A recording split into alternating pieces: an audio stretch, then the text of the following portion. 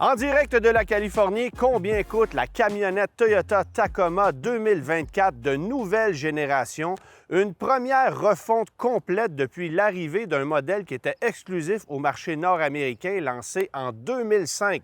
Ce véhicule-là avait eu droit à quelques retouches cosmétiques, à quelques versions évolutives et à l'amélioration en matière de capacité hors route et de capacité de remorquage du véhicule depuis son lancement en 2005, mais n'avait jamais subi de refonte complète depuis son arrivée à ce moment-là. Donc, une première pour la camionnette Toyota Tacoma qui aurait été essentiellement commercialisée sans changement radical pendant 20 ans. Alors, c'est un véhicule d'importance, pas besoin de vous le dire, d'autant plus qu'on domine le marché de la camionnette intermédiaire sur le marché nord-américain, donc tant du côté du Canada que des États-Unis, où se trouvent comme concurrents des véhicules aussi importants que le GMC Canyon, Chevrolet Colorado, le Nissan Frontier, le Jeep Gladiator qui est arrivé il y a quelques années, et bien sûr la camionnette Ford Ranger qui est revenue sur le marché après plusieurs années d'absence. Alors ici, sur le marché américain, il y aura évidemment beaucoup plus de déclinaisons de la nouvelle camionnette Tacoma que chez nous au Canada, où on aura pour 2024 qu'une version à cabine double. On élimine la version extra cab, donc à cabine allongée, qui est toujours offerte sur le marché américain et où on perd les portes à battant qui permettaient d'avoir un accès à la cabine vers l'arrière. On perd aussi les sièges arrière. Alors, ce seront des camionnettes uniquement à 2 places qu'on offrira ici sur le marché américain lorsqu'il sera question de version extra cab. On perd aussi les versions à 2 roues motrices sur le marché canadien qui était évidemment impopulaire chez nous.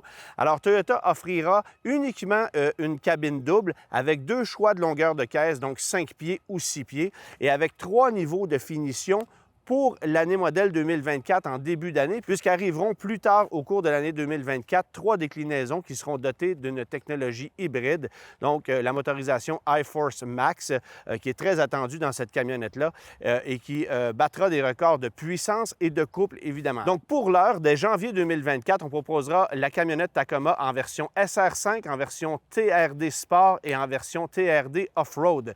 3 déclinaisons sur lesquelles vous pourrez choisir quelques groupes d'options, évidemment, et vous pourrez aussi choisir, bien sûr, une longueur de caisse 5 ou 6 pieds.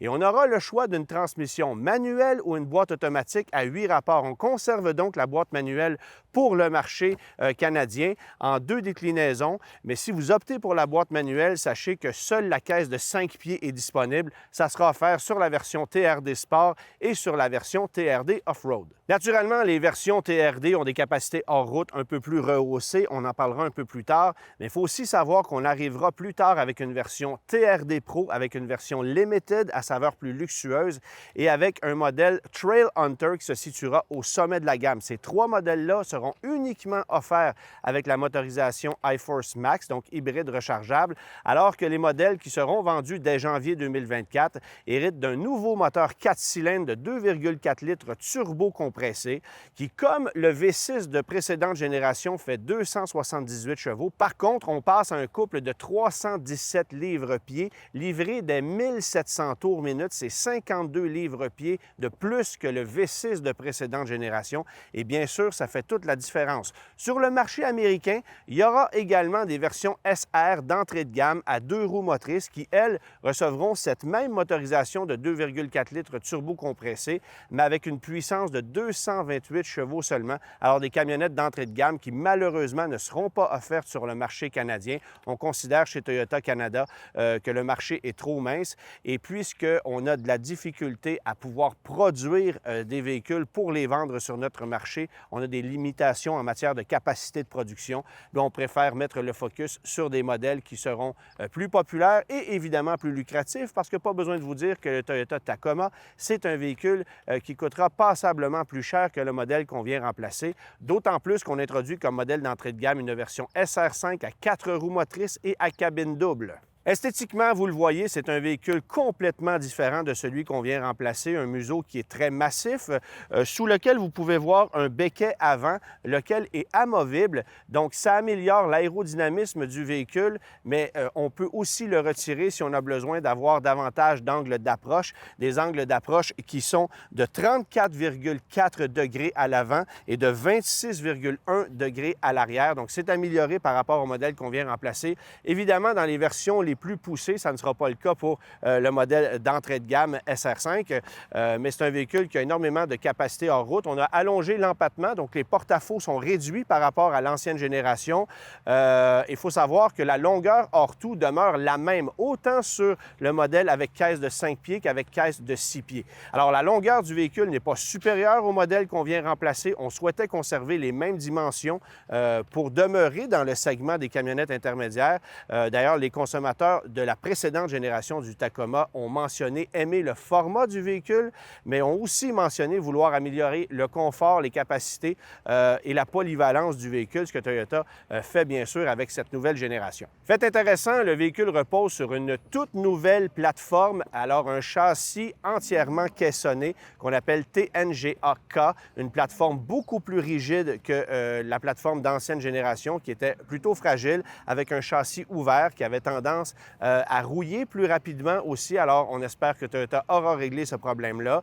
Il faut aussi savoir que, bien que le véhicule ait pris environ 30 kg en moyenne par rapport au modèle de précédente génération, bien, on ajoute un peu d'aluminium sur le véhicule. Donc, le capot, le haillon arrière et les ailes latérales arrière qui sont faites d'aluminium et le fond de la caisse qui est fait en matériaux de composite renforcé, lequel n'aura donc pas besoin d'être doté d'un enduit ou d'une doublure de caisse pour sa protection. Alors, c'est ingénieux, c'est très bien fait. Toutes les caisses des camionnettes Tacoma sont désormais dotées de ce matériel-là qui est peint en noir, évidemment, à l'intérieur de la caisse. Alors, plus besoin de se casser la tête avec une doublure de caisse ou avec un enduit qu'on doit ajouter à l'intérieur.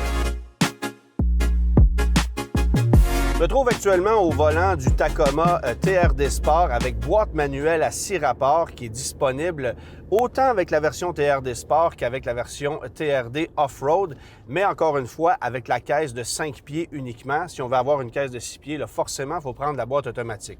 La première chose que je constate, d'abord, c'est une insonorisation nettement supérieure au modèle qu'on vient remplacer, une cabine beaucoup plus confortable, plus spacieuse également, une position de conduite nettement plus intéressante. C'était un gros défaut sur la camionnette Tacoma d'ancienne génération, on le sait.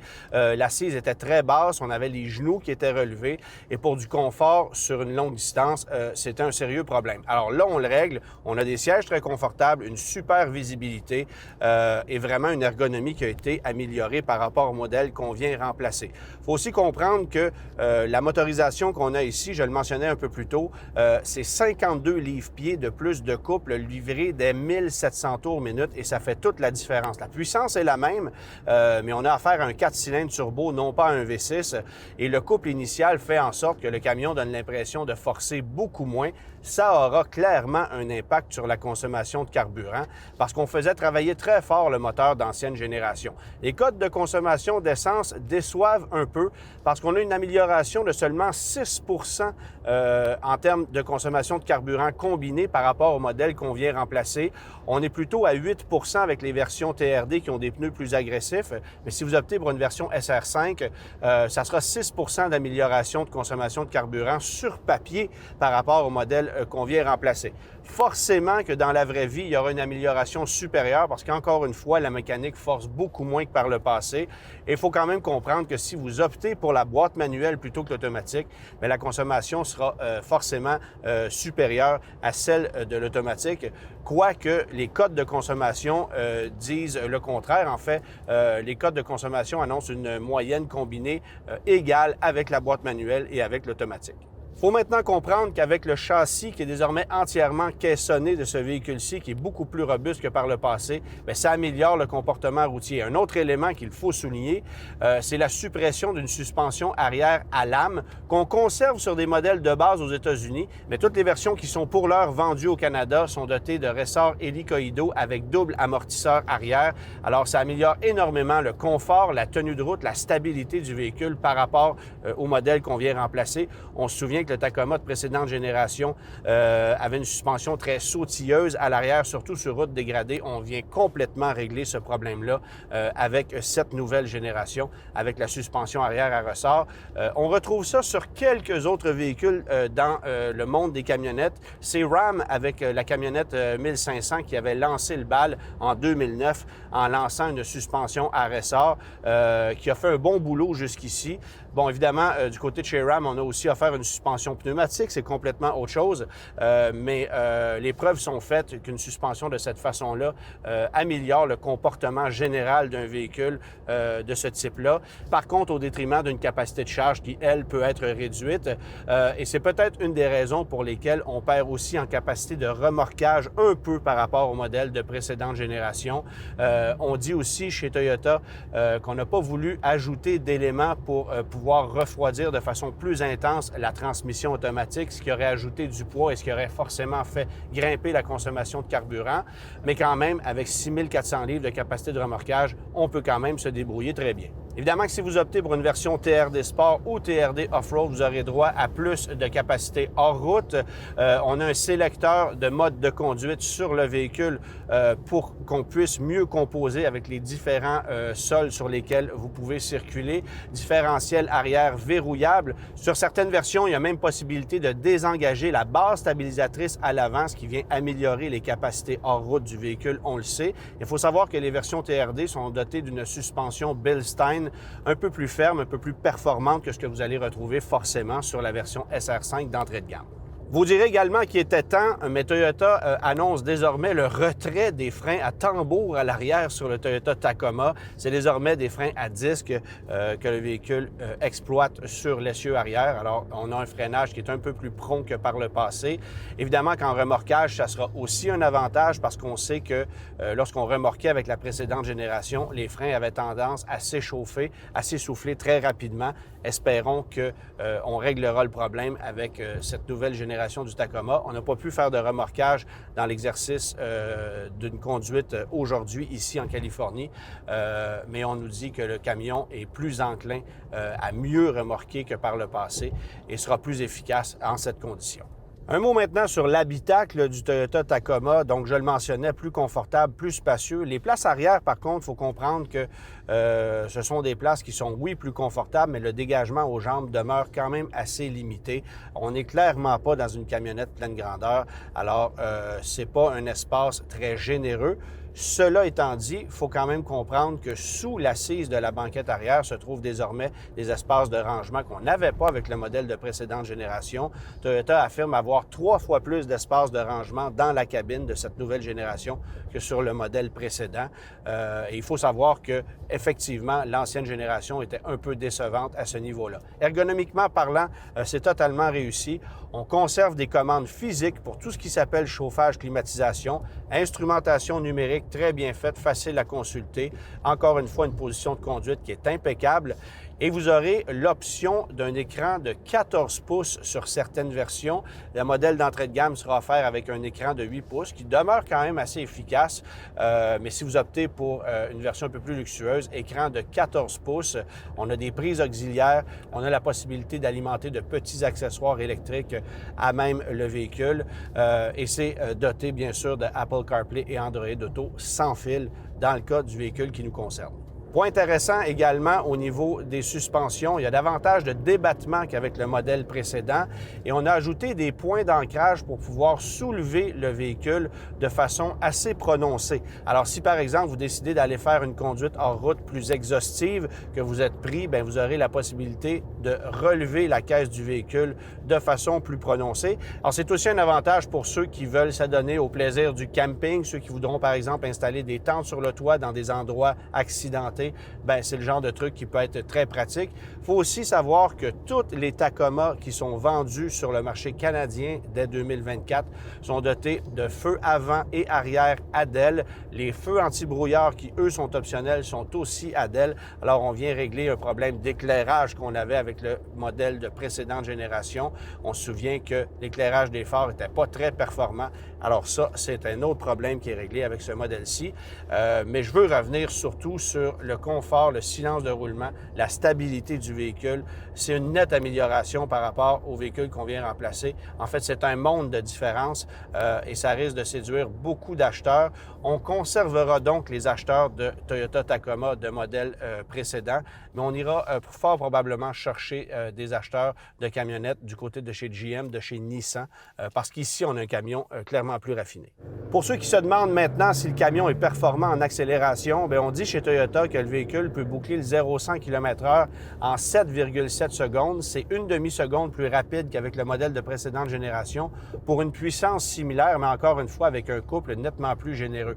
Évidemment, c'est des tests qui ont été faits avec les boîtes automatiques. Est-ce que la manuelle peut être plus performante? Probablement pas.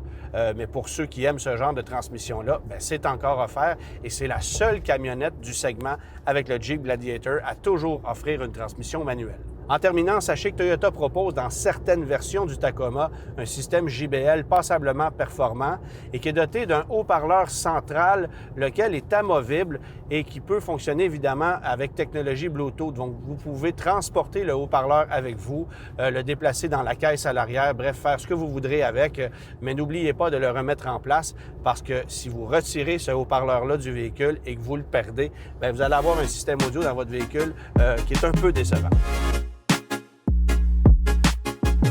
Comme je le mentionnais un peu plus tôt, c'est dès janvier 2024 que la clientèle canadienne pourra mettre la main sur la nouvelle génération de la camionnette Tacoma, mais uniquement, encore une fois, avec la motorisation 2,4 litres turbo compressé. Le moteur iForce Max, lui, sera offert plus tard en cours d'année 2024 et les prix de ces versions-là, donc la version Limited, la version TRD Pro et la version Trail Hunter, seront dévoilés ultérieurement. En attendant, voici l'échelle de prix pour la camionnette Tacoma à moteur 4 cylindres 2,4 litres turbo. Ça débute avec une version SR5 4 roues motrices avec un prix d'entrée, transport, préparation inclus à 50 111 $. On passe ensuite aux versions TRD Off-Road, dont les prix varient de 52 111 $ à 61 911 $.